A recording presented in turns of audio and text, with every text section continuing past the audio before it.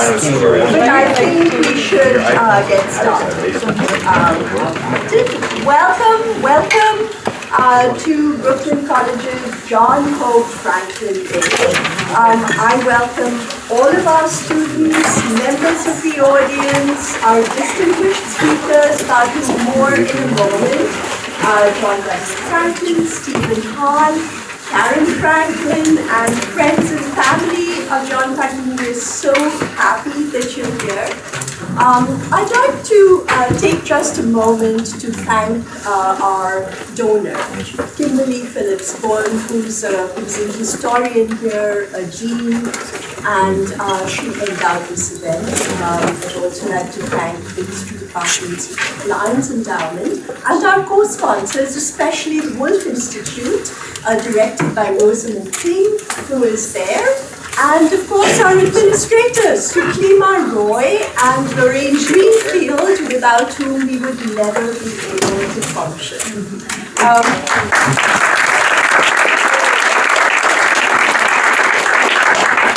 And now, I want to talk to you just a little bit about John Hope Franklin. I know that some of you know who he was. And many of you don't. You'll hear more about him in just a moment.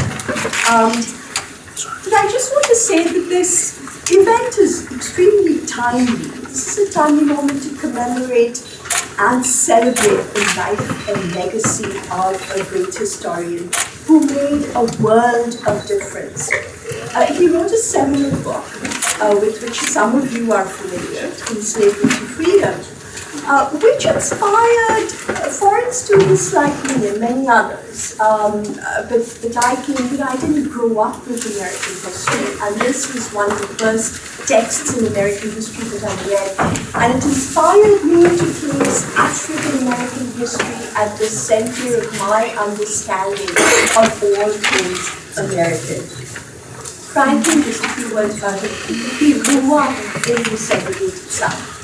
And Brent Staples, a couple of years ago, wrote this piece in the New York Times about how John Hope Franklin was driving across two states on the day that Pearl Harbor was bombed in December 1941. And guess what? He crossed two states without hearing the news. And why do you think that is? Do you think he would stop at any restaurant or restroom? No, why not? White zone segregation, right? White zone, colored only signs. Just think about that for a moment.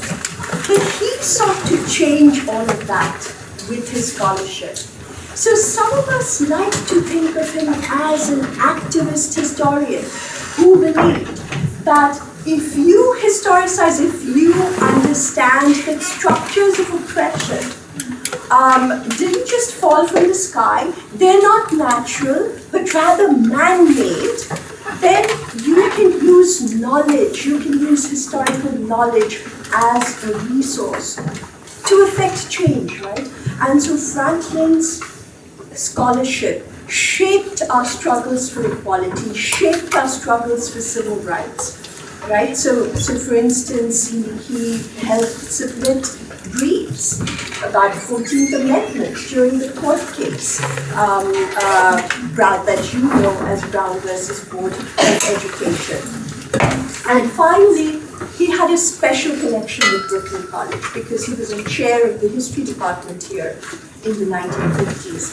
And at that time, it was so unusual for an African-American scholar to be chair of a department of a predominantly white institution that the New York Times wrote a story about it on its front pages. And so with that, I want to introduce our distinguished speakers. Can you guess who John W. Franklin is?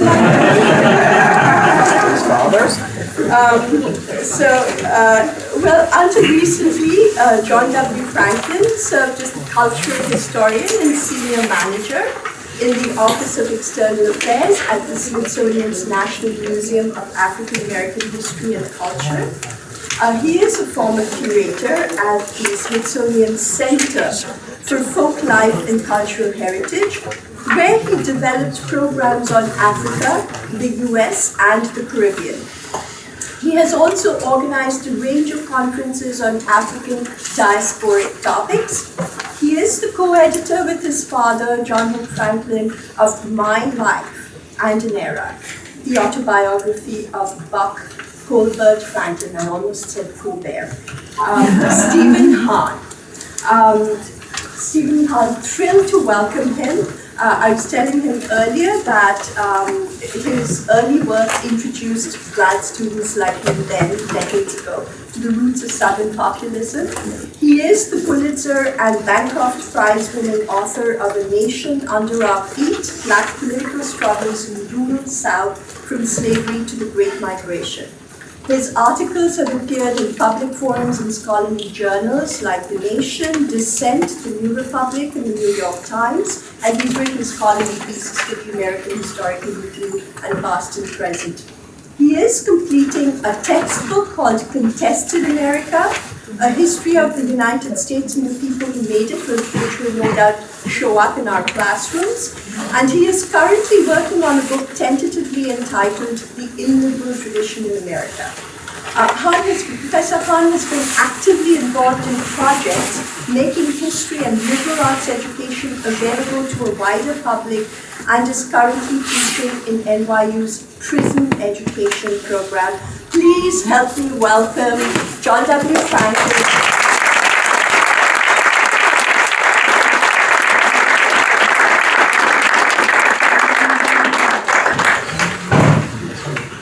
Thank you. It's a pleasure to be back here at Brooklyn College on John Hope Franklin Day. I'd like to welcome my family here, particularly my wife Karen, cousin Cynthia, daughter Jasmine, and our Brooklyn College, University of Chicago family, Carol and Emily Mann. Please join me.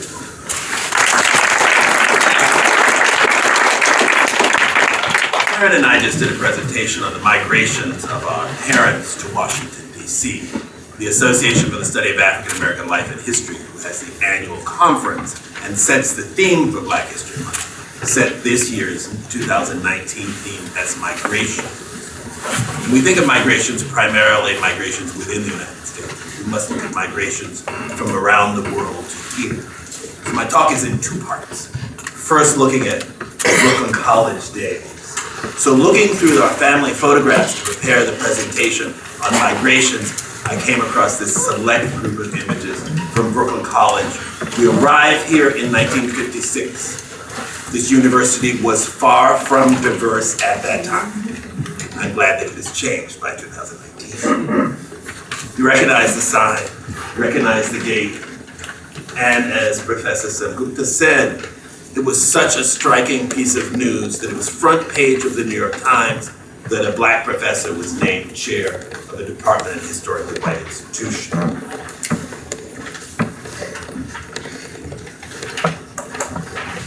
Okay.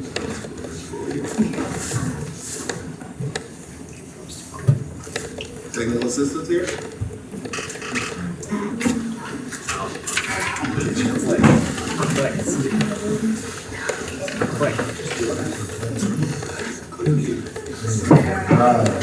So not only was it New York Times front page, it was front page across the country.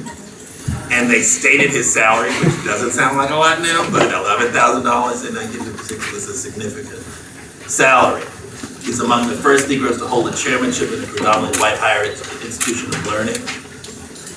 Dr. Franklin will succeed Professor Arthur C. Cole, who is retiring at 70. He was chosen from a list of 20 candidates by a committee of instructors, which Dr. Cole was one. The people in the search committee followed my father around the world. At one point, Dad was at a conference in Rome, and in the front row were all these Brooklyn College professors. They were looking him over. They wanted to hear what he sounded like. And then they were at the American Historical Association, which was meeting in DC. And there they were again, Brooklyn College people in the front row. And they were European historians. They weren't even American historians. So they came up to Dad and they said, "We understand that you're having a party. Can we come?" So they invited themselves to the party my father was having at the AHA annual meeting.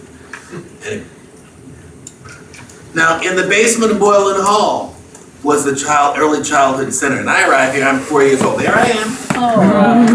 And Dad is giving a lecture about his first trip to India. And he brought me a toy, which was too heavy for me to lift as a 4-year-old. It's a bronze Indian horse. It's the first of my collecting and my collections. And I thought it was appropriate to bring it here.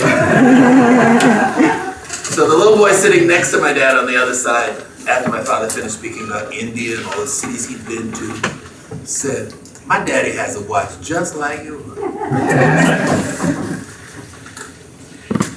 So we lived at 515 Eastern Parkway. That's the doorway to the house. I was the only non-Hasidic child in that block. And then we moved to 1885 New York Avenue.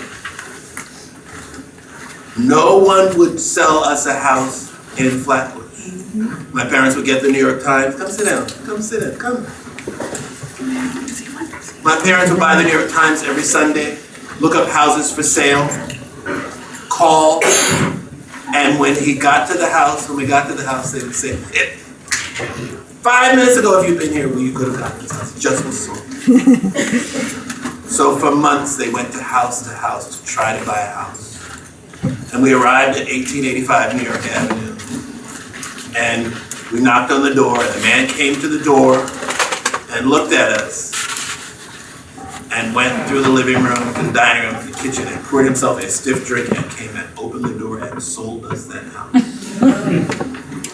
This afternoon, I got a call from someone who lived 2 doors away. He was watching Elijah Cummings' funeral, thought of my father, and tracked me down and called me on my cell. Now, when we moved onto that block, of course, there were no other African-American families. There was only one other African-American child in PS 193. He was the super son.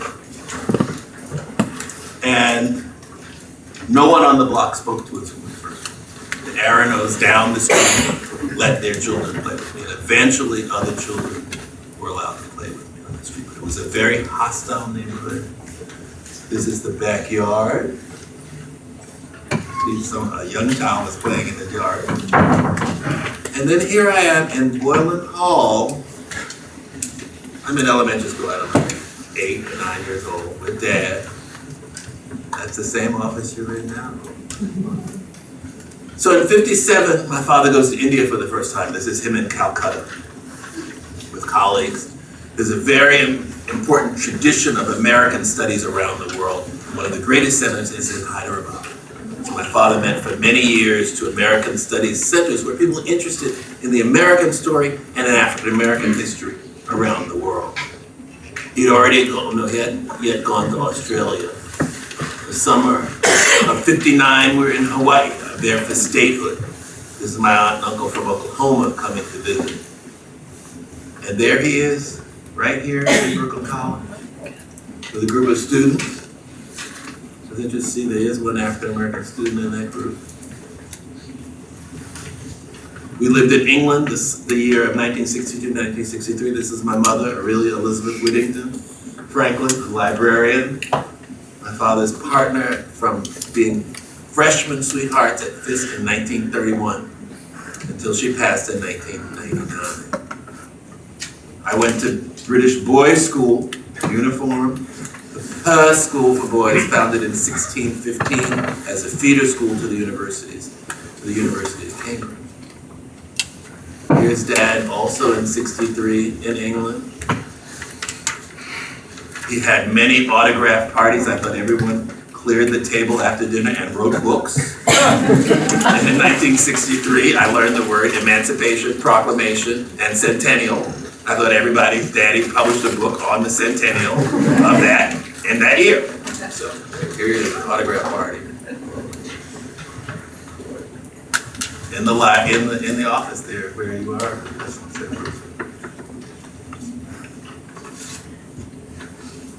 And this is a much later picture, but I just love this picture of my mother sharing something with my dad. And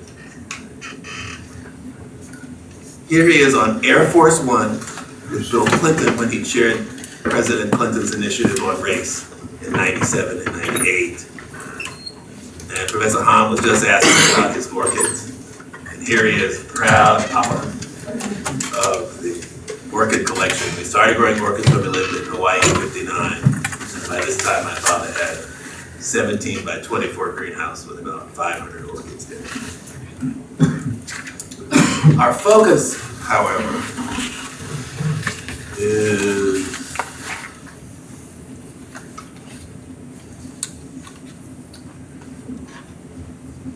(1619), and I hope you had the opportunity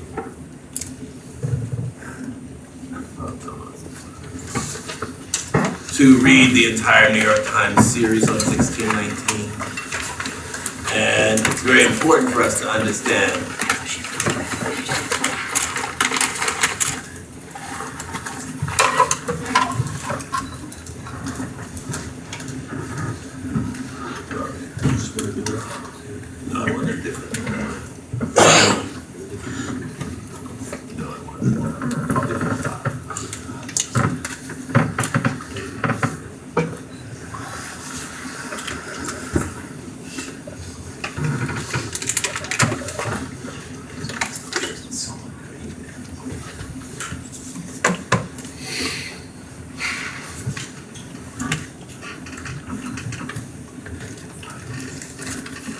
we are so focused on the U.S. We're so focused on the U.S. in 1619. We don't even look at the Dutch period. I remember when I was in elementary school here, we started with the British Company.